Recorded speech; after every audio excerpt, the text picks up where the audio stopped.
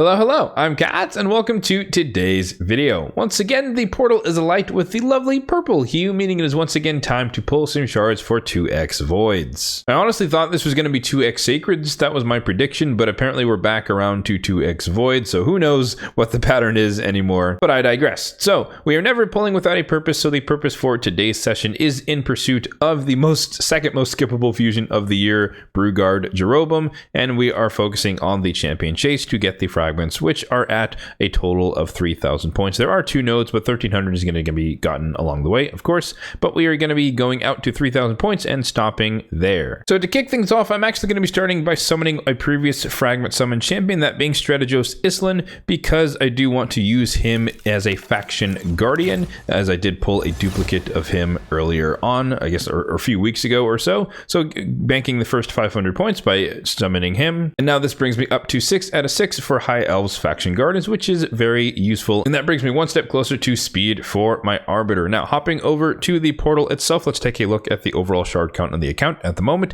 686 on the Ancients, 254 on the Voids, 33 on the Primals, and then 61 on the Sacreds. Of course, we'll be diving into the Voids today, but I might as well mention some other parts of my strategy that I'm not going to be implementing this go round, because again, I was preparing for 2x Sacreds, and I was also of the mindset that the Deck of Fate for Frey was going to be featuring Sacred Shards, or shards in general, so I was going to have to use a bunch of Sacreds. So technically, if I was so inclined, I could also summon Lady Mikage for 1,000 points in the champion chase. That would bring us up to 1,500, and then I could have leveled up the Bloodhorn here in order to fuse a Broadmaw, which would have been another 350. So we could have started without pulling any shards around 1,850 points, and then in probably like a 10 pop, maybe 20 Void Shards would take us over the edge. That still might be the case depending on RNG here, but I just wanted to share that aspect of the strategy that is still banked for future use, but we're not going to be implementing this go round. In terms of Mercy, we can pop up the Mercy tracker on the screen, focusing in on this row here. Obviously, we pulled a few last week for the Adventure Deck of Fate, and so we got a little bit closer to Mercy, but nowhere near it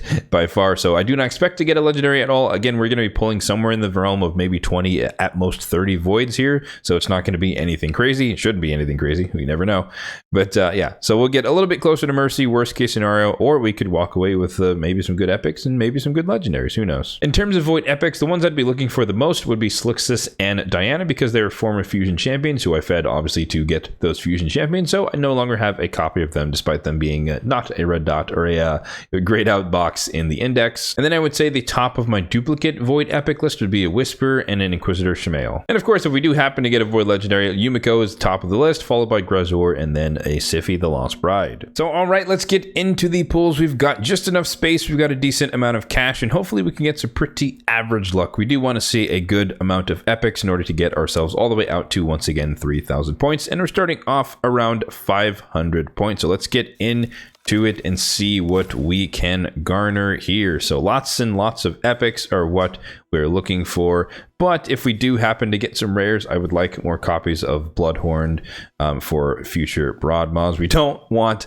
an all blues. Okay, there we go. Double epic, not bad. So my Firstborn is a pretty decent like clan boss type of Demon Lord champion, because she does have decreased defense on the A1, decreased attack here, as well as a weaken. So unkillable team, she can be one of the types of DPS. Kind of underrated for that purpose, but nonetheless, she can kind of do that job. Granted, void epics can be tough to come by. Lightsworn, pretty decent. Triple hitter A1 with a turn meter decrease, and one of the few champions that can do some sort of variations of Revive on Death and the Sand Devil if you want to run an alternate style composition to like a Godseeker and Eerie. And then of course Painkeeper, very, very popular for Iron Twins and anything else. Demon Lord Clan Boss as well, just being able to reduce the cooldown of skills by 1 turn. Next 10 pop here, I think that was 1,100 points, so we should be at 1,600. So if we get another set of double epics, we'll be basically in the clear, but if we get an all blue, then we're guaranteed to have to pull another set of 10, but it's okay. That's what we prepared for. So 2 epics. So yeah, 2 epics so far. So another 1,100, which brings us up to 2,700. So we are going to need one more 10 pop to get all the way up to 3,000. Obviously, we could do those one by one, but I have so many void shards and I'm willing to just do it in a 10 pop and no questions asked. Skytouch Shaman, pretty awesome champion. Cool cleanse, revive on death. Death, kind of like a mini Cardiel type ability on a 4-turn cooldown. That's going to be empowerment for me on my account. And then Azure is absolute garbo. Not much to say about him. So guaranteed last 10 pop here. Even if we happen to get all 10 rares, we're guaranteed at least, was it 500 points? Because Void rares are worth 50. Coldheart, everyone's favorite rare champion in the game. Probably still the best and most endgame rare champion in the game. And yeah, oh, okay. Saved by the Bell. One extra epic there at the end. Warcaster kind of featured once again Demon Lord Clan Boss champion with the AoE block damage ability. Granted, it's on a 4-turn cooldown for 1-turn duration, so he needs to be paired with other champions who have block damage and or unkillable in order to work. But, you know, he can work if he's like who you happen to have for your first iteration of an unkillable Clan Boss team. So as expected, nothing crazy happened. 30 voids later, and we should have all the points that we need in the champion chase to get all the fragments for this fairly underwhelming and honestly pretty useless relative to my account, at least progression champion. But there we go, 3,500. I would be tempted to go out to the legendary tome, maybe like 600 mystery shards, but my champion collection right now is pretty full, so I'm not in the mood for that. And my legendary tome stack is at a pretty healthy amount right now, so I'm not going to be worried about that. But nonetheless, it is tempting, and under different circumstances, I'd probably actually do that. So if you guys want to stick around for a little bit longer, we can do the faction guardians as well as a little bit of the epic empowerment. So High Elves, there we go. Summoned the new duplicate Strategos Islin. So there we go. 30 accuracy, 30 resistance for all my High Elves, which in my opinion is basically just, you know, good for my Arbiter, but you know, it could probably help other people. I guess it's good for Atharion too. Extra accuracy, extra resistance. So he's a little bit better in Hydra, but he already had the stats to do it. So that's kind of fine. And then Lonotharil, I do use him for Scarab King. So a little bit more resistance for him. So not the worst thing in the world. Pretty happy about that. And then of course we get to empower some epic champions. So we want Sky Touched Shaman, one of the 2 that we were able to get. She's already +1, and now she becomes a lovely +2. Love to see it.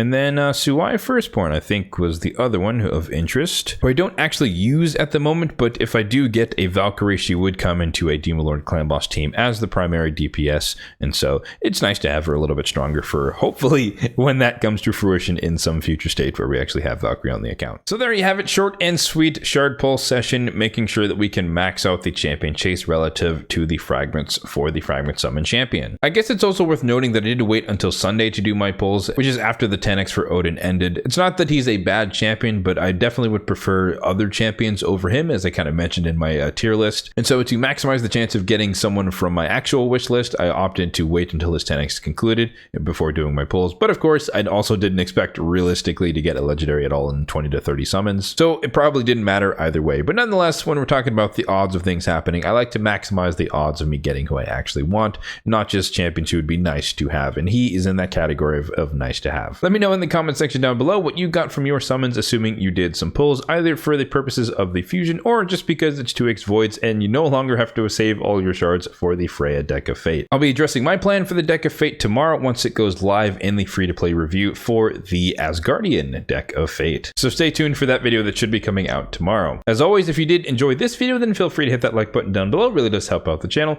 And feel free to subscribe to the channel if you are enjoying the content for more content just like this one in the future. Thanks for watching and have a good one.